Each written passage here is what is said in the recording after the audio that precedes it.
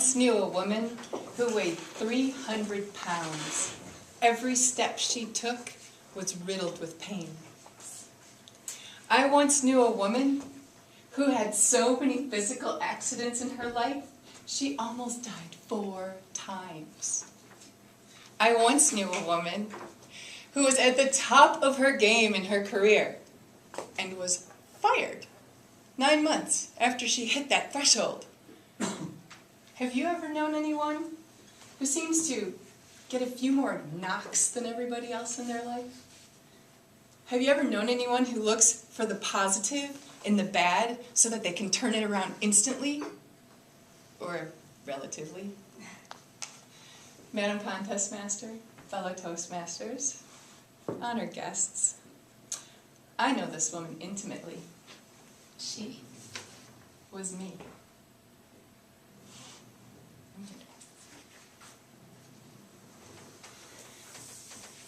I hit 300 pounds when I was 28, and the one thing I kept telling myself when I got to this place of agony and pain was that I didn't put it all on in one day. That kept me going day after day after day, for this was the first time in my life I approached weight loss in a healthful, long-term way.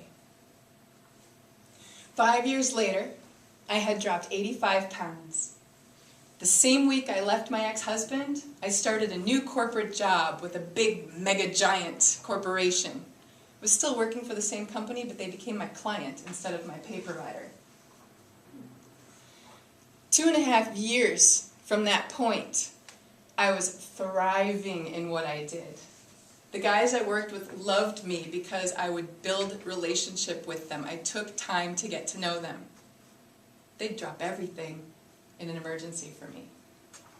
My teams were successful, and I was handed those projects that only a miracle worker could bring about a good closure to. But I still struggled internally. I was still overweight, even though I'd lost this 85 pounds. And when I had left my ex-husband, I picked up a bad habit. Started smoking cigarettes again.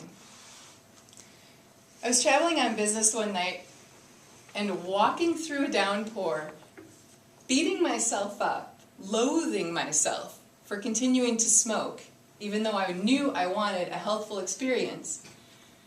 And as I was ingrained in this conversation with my cigarette, I stepped across the rainy street and was hit by a pickup truck going 25 miles an hour. The cigarette went flying, and so did I. But me being who I am, I tried to go back to dance class just a week later. That didn't work. I looked for the bonus in this. The bonus was that I'd quit smoking, and I knew that instantly as my face broke on the hood of the truck. So I did what I only knew I could do at that point, and that was to get on a plane 2 weeks after, do a job, because that's all I knew was work, in Honolulu, and I flew to Kauai, Hawaii, where I stayed on a beach and recuperated for a week. I went back to work, but we can honestly say I was not at the top of my game any longer. In fact, all of my priorities were shifting. The chaos of the corporation had reached a peak, and I was no longer interested in fighting every day to bring them what they wanted, when what they wanted wasn't even clear to them. 9 months went by, and this exceptional performer was fired from her job. Fired from a job for the first time in her life. I knew it was coming. I even had a song prepared for my drive out of the parking lot. I am opening up in sweet surrender. I filed unemployment before I even stepped foot in my door at home. I knew I wasn't meant to be where I was anymore. I'd been in that place and grew up 30 minutes from there. Spent 35 years of my life rooted, solid in this culture, this community, this world. All these different families I had cultivated were slowly dissolving. So I put my house on the market, for sale by owner, in a down market. I had one woman come look at it. She bought it 30 days later, and I set off. Got in my car with 2 suitcases, and I moved to Kauai, Hawaii. Now, I did not drive my car all the way to Kauai, if you're asking. On Kauai, I thought I was going to live and stay there, but even my surroundings were impermanent. I lived in a tent for a year, and from that tent, I traveled to India with a group of people I had never met before in my life. I also spent some time in Thailand, and from that trip and a stay at an ashram and some very high-powered, high-vibrational stuff, I discovered that I wanted to be a life coach. 6 months later, I went to school in San Diego and had a wonderful week, walking into the room and being told, "You've always been a coach." And I was like, oh yeah, I have. I did a lot of manifesting in that time because I didn't know what I wanted, but I knew what I wanted to do. And one of those things was a house-sitting opportunity. I wanted to be in a mansion, on a hill, and just spending some time for free in someone else's space. That came to be, but not on Kauai.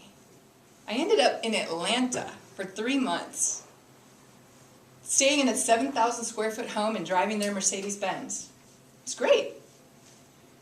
At the end of that, I didn't know where I was going to live, and I wondered aloud to a friend, I wonder where I'm going to live next.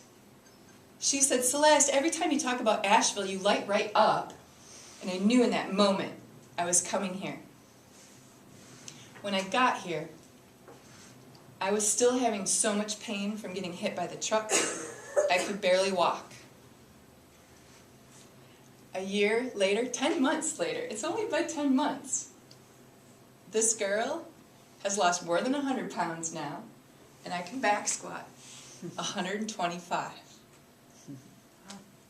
This is testament to resiliency prevailing in my life. Denim contest next.